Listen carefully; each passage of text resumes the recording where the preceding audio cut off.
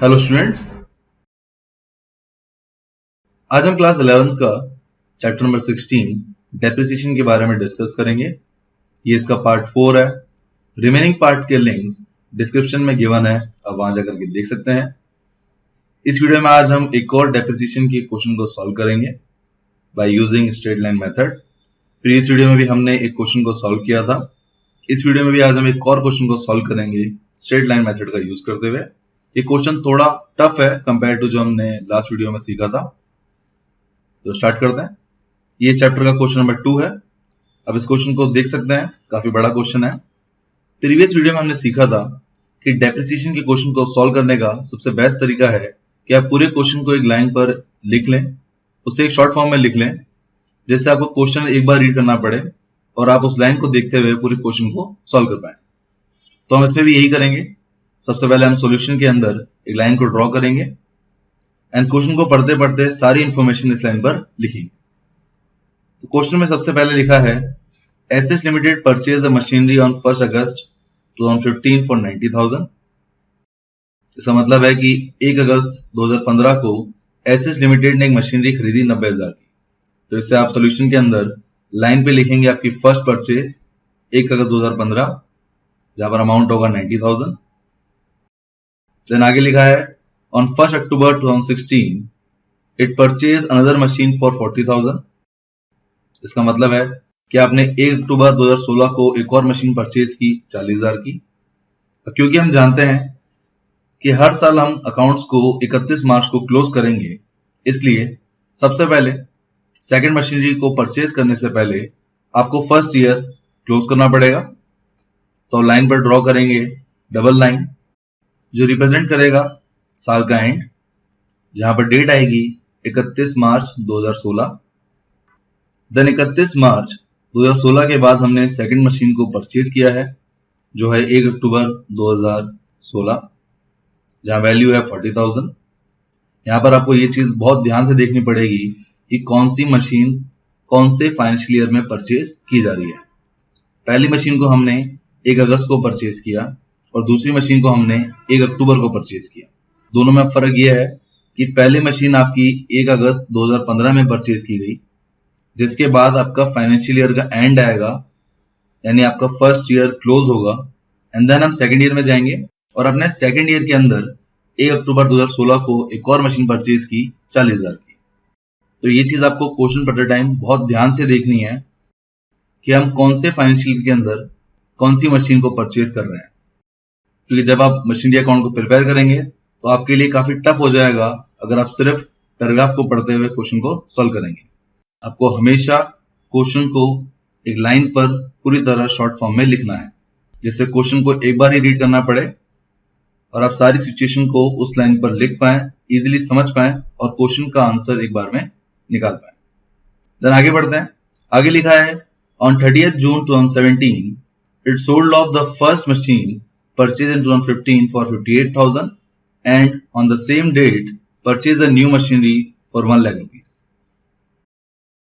इसका मतलब है कि आपने 30 जून 2016 को फर्स्ट मशीन जो आपने 2015 में खरीदी थी उसको आपने सोल्ड कर दिया 58,000 में और सेम डेट पर आपने एक और नई मशीन खरीद ली 1 लाख रुपीस की।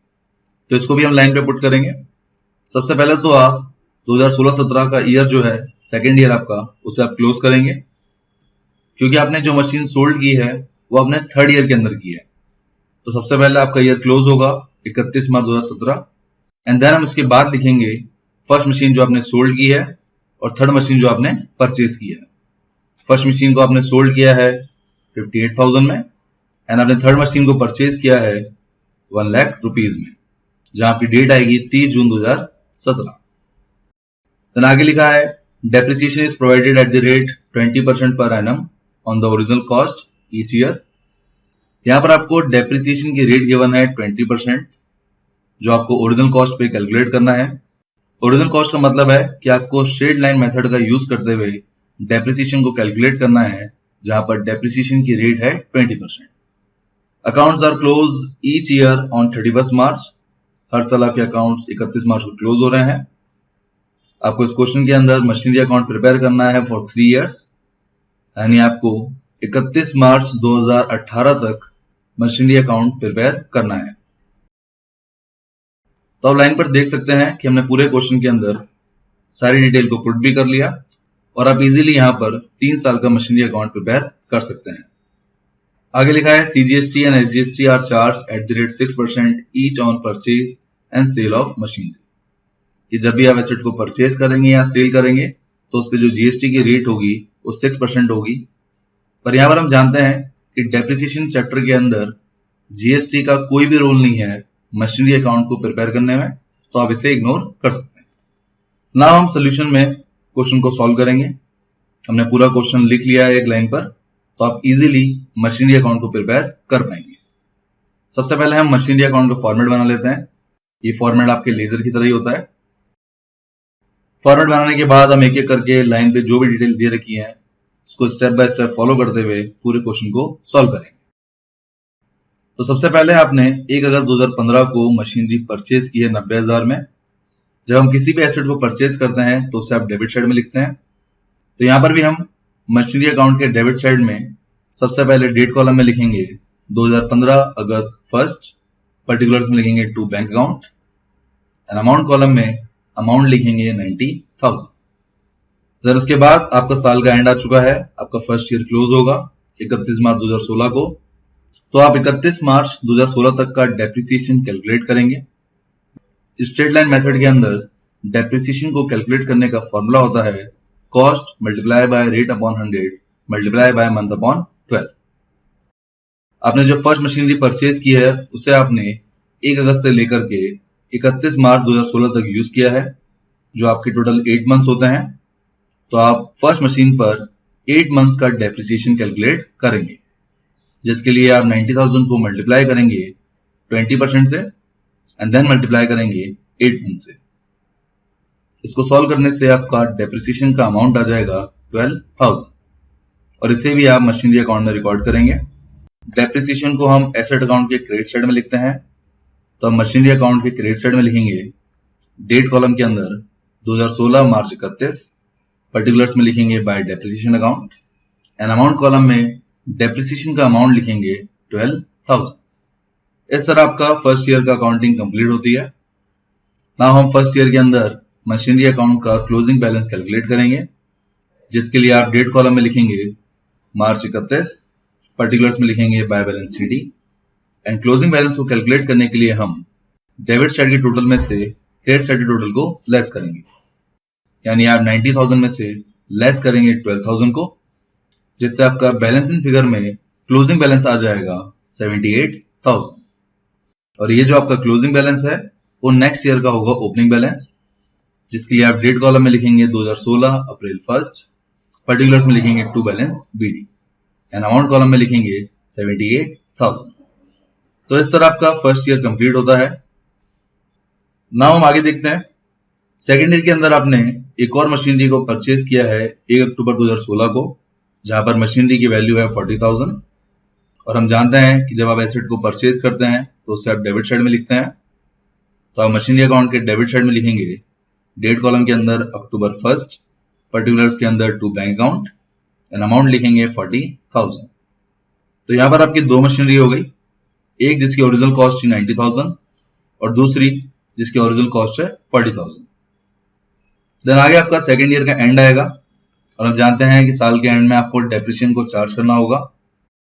तो यहां पर आपको 2 मशीनरी पर डेप्रिसिएशन को कैलकुलेट करना है। सबसे पहले हम फर्स्ट मशीनरी का डेप्रिसिएशन कैलकुलेट करेंगे। यहां पर हम देख सकते हैं कि फर्स्ट मशीनरी को हमने इस बार सेकेंड ईयर के अंदर पूरे 12 महीने के लिए यूज किया है। तो इस बार जो डेप्रिसिएशन कैलकुलेट होगा फर्स्ट मशीन पर वो पूरे 12 महीने का होगा।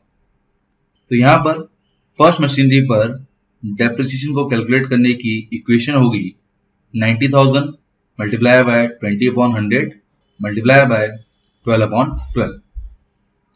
यहां पर आप देख सकते हैं कि इस बार हम 12 महीने ले रहे हैं, क्योंकि आपने यहां पर सेकेंड ईयर के अंदर फर्स्ट मशीन को पूरे 12 महीने के लिए यूज किया था।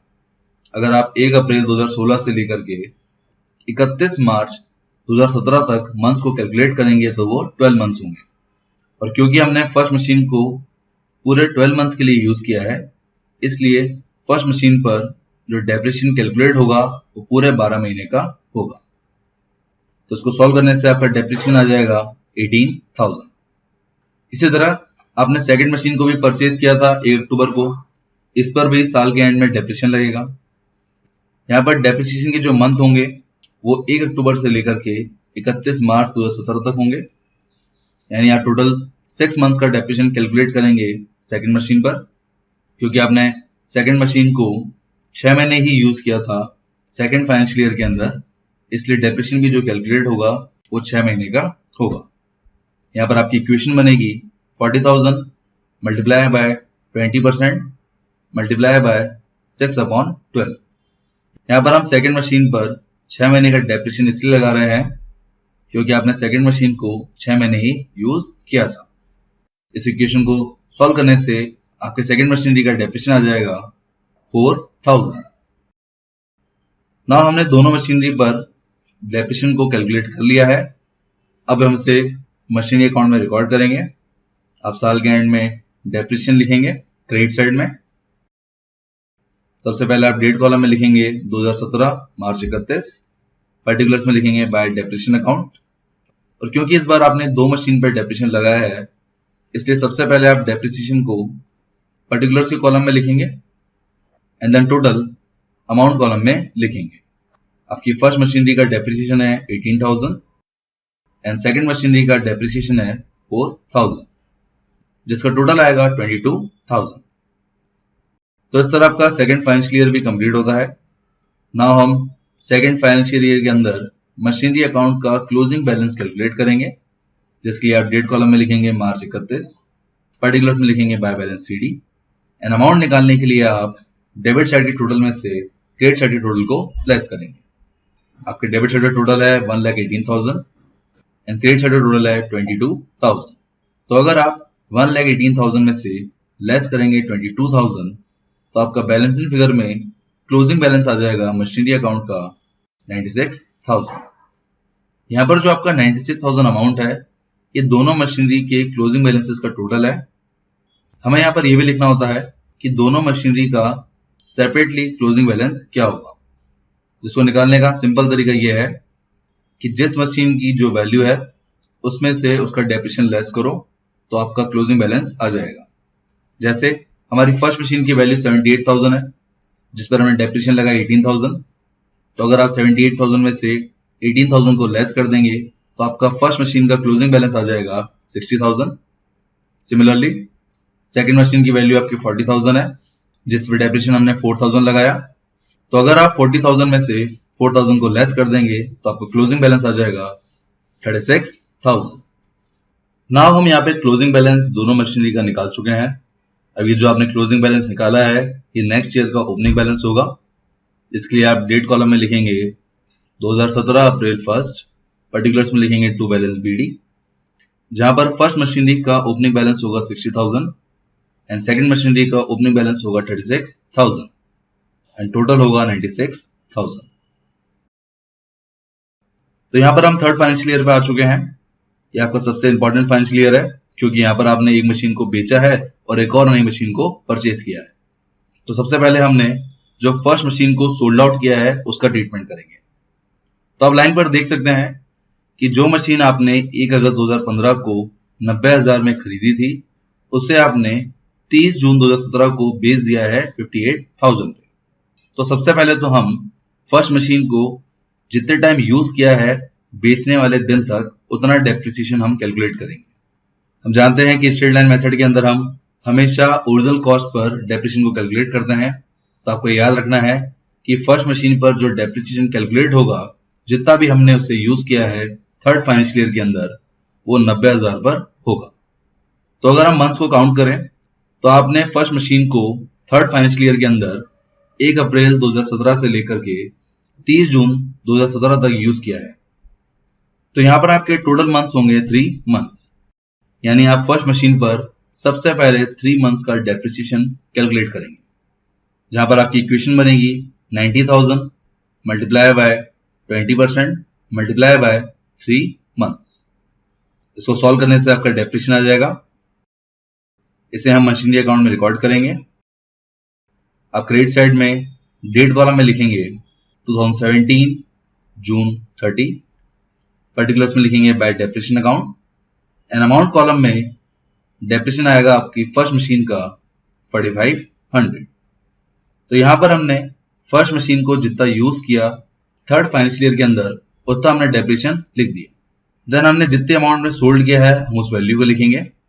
आप डेट कॉलम में लिखेंगे जून 30, पर्टिकुलर्स में लिखेंगे by bank account, and amount column में लिखेंगे 58,000। तो यहां पर हमने फर्स्ट मशीनरी की सेलिंग प्राइस को भी लिख लिया है। अब हम जानते हैं कि जब भी आप मशीनरी को सोल्ड करते हो, किसी भी एसेट को सोल्ड करते हो, तो उस पर आप प्रॉफिट एंड लॉस को भी कैलकुलेट करते हो, जिसके लिए हम वर्किंग नोट प्रिपेयर करेंगे। आपकी वर्किंग नोट की हेडिंग होगी calculation of profit and loss on sale of asset, जिसकी पूरी इक्वेशन को हमने प्रीवियस वीडियो में भी सीखा था। यहां पर भी हम उसे डिस्कस करते हैं। सबसे पहले तो आप लेंगे कॉस्ट प्राइस, जहां पर आपकी कॉस्ट है फर्स्ट मशीनरी की 60,000। देन हम कॉस्ट में से लेस करेंगे डेप्रिसिएशन। आपका डेप्रिसिएशन है 4500।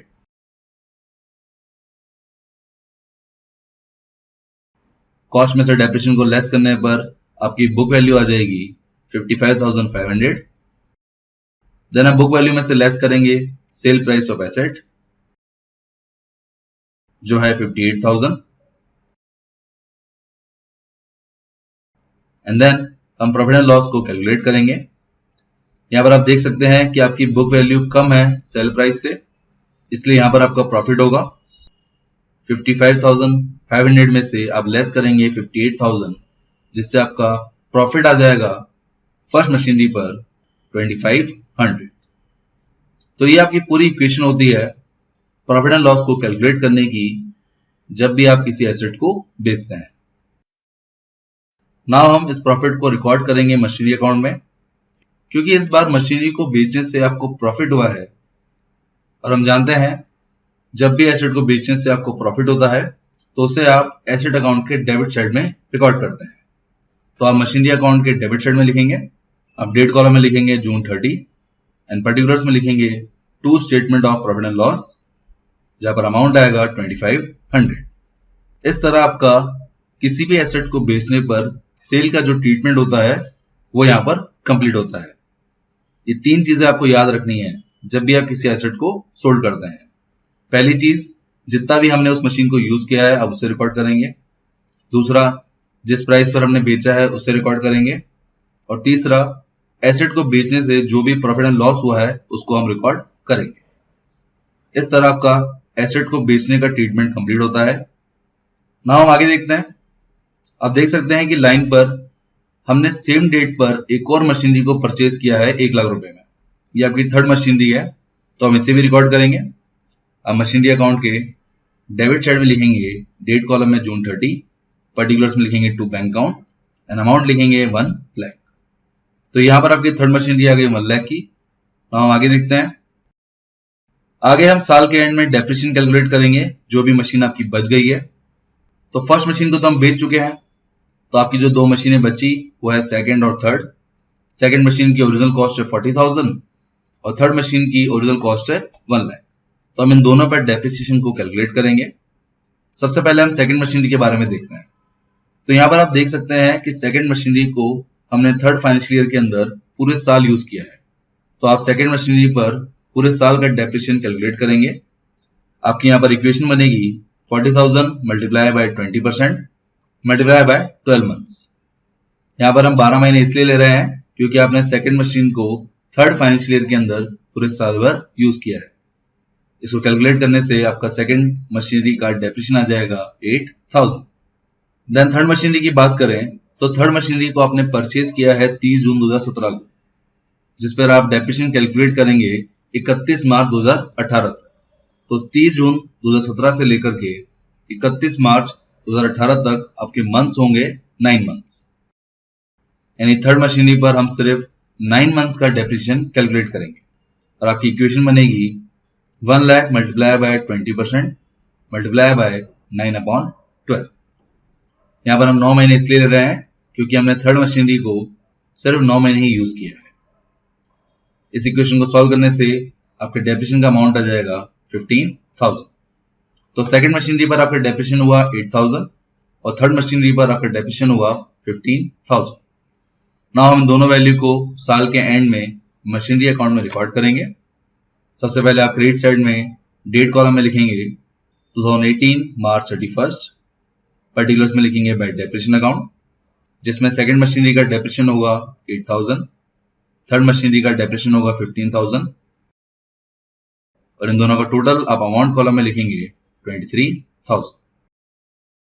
इसके बाद हम जो मशीन बच गई है उसका आप क्लोजिंग बैलेंस कैलकुलेट करेंगे, जिसके लिए आप डेट कॉलम में लिखेंगे मार्च 31, पर्टिकुलर्स में लिखेंगे by balance CD।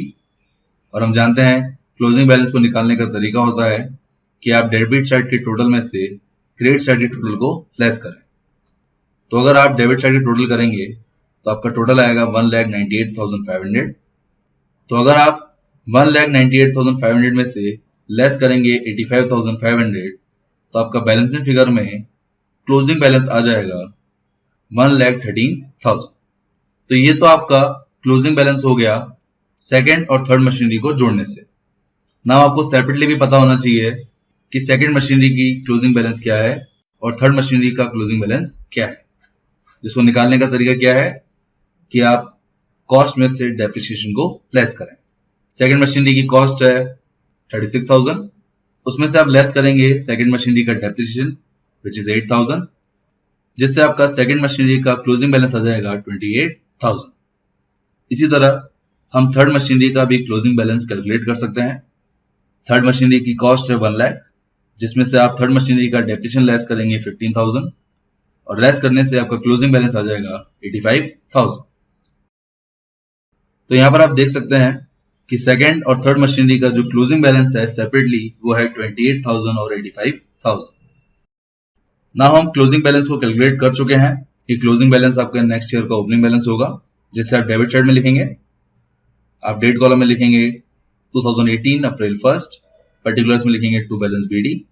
Second machinery का ओपनिंग बैलेंस है 28,000 और थर्ड मशीनरी का ओपनिंग बैलेंस है 85,000, जिसका टोटल आ जाएगा 1,13,000। इस क्वेश्चन को आगे सॉल्व करने की जरूरत नहीं है क्योंकि आपको सिर्फ 3 साल का ही मशीनरी अकाउंट प्रिपेयर करना था। तो यहां पर आपको सिर्फ ओपनिंग बैलेंस लिख करके क्वेश्चन को छोड़ देना है और इस तरह आपका मशीनरी अकाउंट कंप्लीट होता है। आई होप आपको ये क्वेश्चन अच्छे से समझ आ गया होगा। चीजें बहुत सारी हैं, इसलिए हो सकता है कि एक बार में क्लिक ना हो, तो बेटर ये होगा कि आप इस क्वेश्चन को खुद से भी सॉल्व करें। सबसे पहले तो आप मेरे साथ साथ सॉल्व करें और उसके बाद बिना देखे इस क्वेश्चन को सॉल्व करें। थोड़ा टाइम लगेगा पर आपको क्वेश्चन आ जाएगा। तो इस वीडियो में हमने स्ट्रेट लाइन मेथड का एक और क्वेश्चन सॉल्व कर लिया है। यहाँ पर हमने टोटल 2 ही क्वेश्चन सॉल्व करने थे स्ट्रेट लाइन मेथड को सीखने के लिए। आप पार्ट 3 में क्वेश्चन नंबर 1 देख सकते हैं और पार्ट 4 में क्वेश्चन नंबर 2 देख सकते हैं। ये 2 ही क्वेश्चन काफी हैं स्ट्रेट लाइन मेथड को पूरी तरह सीखने में। और अगर आपको लगे कि हमें स्ट्रेट लाइन मेथड अभी भी समझ नहीं आया है तो आप मुझे कभी भी व्हाट्सएप पर कांटेक्ट कर सकते हैं। मेरा व्हाट्सएप नंबर डिस्क्रिप्शन में गिवन है। नेक्स्ट पार्ट के अंदर हम रिटन डाउन वैल्यू मेथड के बारे में डिस्कस करेंगे। ये आपका सेकंड मेथड है डेप्रिसिएशन का। तो पार्ट नंबर 5 के अंदर हम डिस्कस करेंगे written down value method. So thank you guys for watching this video. अगर ये वीडियो अच्छा लगे तो प्लीज लाइक कीजिए। For more videos subscribe my channel success eat and click on the bell icon for daily updates. Thank you.